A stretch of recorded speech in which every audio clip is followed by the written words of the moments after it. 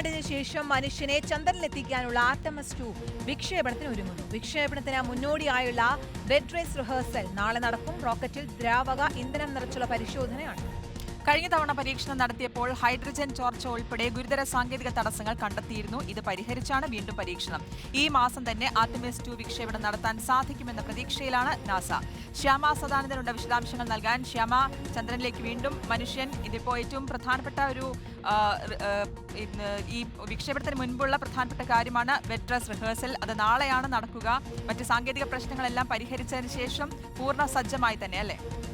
തീർച്ചയായും ശ്രുതി, ഏറെ പ്രതീക്ഷയോടുകൂടിയാണ് ശാസ്ത്രലോകം ആർടെമിസ് 2ന്റെ വിക്ഷേപണത്തിനായി കാത്തിരിക്കുന്നത്. ഈ മാസം 6-ാം തീയതിയായിരുന്നു നേരത്തെ നാസ പ്രഖ്യാപിച്ചിരുന്ന തീയതി. അതിൻ്റെ ഭാഗമായി ബെഡ് റേസ് റിഹേഴ്സലൊക്കെ നേരത്തെ നടത്തിയിരുന്നതാണ്.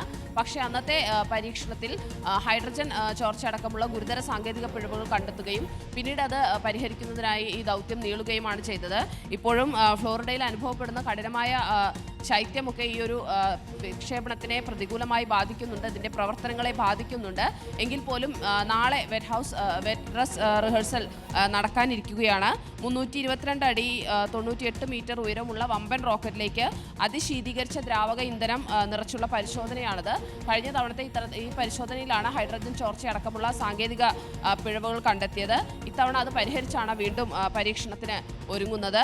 ഇത് വിജയകരമായി പൂർത്തിയാക്കിയതിനു ശേഷമായിരിക്കും ഈ ആർടെമിസ് 2 ദൗത്യം എന്ന് വിക്ഷേപിക്കുമെന്നുള്ള കാര്യം ഔദ്യോഗികമായി നാസ അറിയിക്കുകയുള്ളൂ.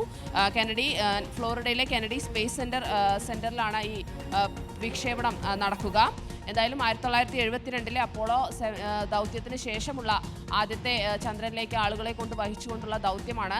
നേരത്തെ ചന്ദ്രയാനൊക്കെ പോയിരുന്നെങ്കിലും മനുഷ്യരെ വഹിച്ചുകൊണ്ടൊരു പേടകം പോകുന്നത് ഏകദേശം ഒരു അനേക വർഷങ്ങൾക്ക് ശേഷമാണ്.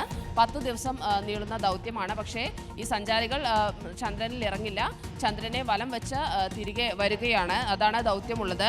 റീഡ് വൈസ്മാൻ ആണ് ഇതിൻ്റെ ദൗത്യ കമാൻഡറായിട്ടുള്ളത്. Victor Glover, Jeremy Hansen, Christina Koch എന്നിവരാണ് ഈ ദൗത്യത്തിൽ പങ്കാളികളാവുന്നത്. 4 പേരാണുള്ളത്. ഒരു വനിതയും ആദ്യമായി ഈ ചാന്ദ്ര ദൗത്യത്തിൽ പങ്കാളിയാവുന്നുമുണ്ട്. ശ്രുതി, ഓക്കെ, വ്യക്തമാണ്. ഈ മാസം തന്നെ ആർടെമിസ് 2 വിക്ഷേപണം നടത്താൻ സാധിക്കുമെന്നുള്ള ഒരു പ്രതീക്ഷയിൽ കൂടിയാണ് നാസ. ശ്യാമ സദാനന്ദനാണ് വിശദാംശങ്ങൾ നൽകിയത്.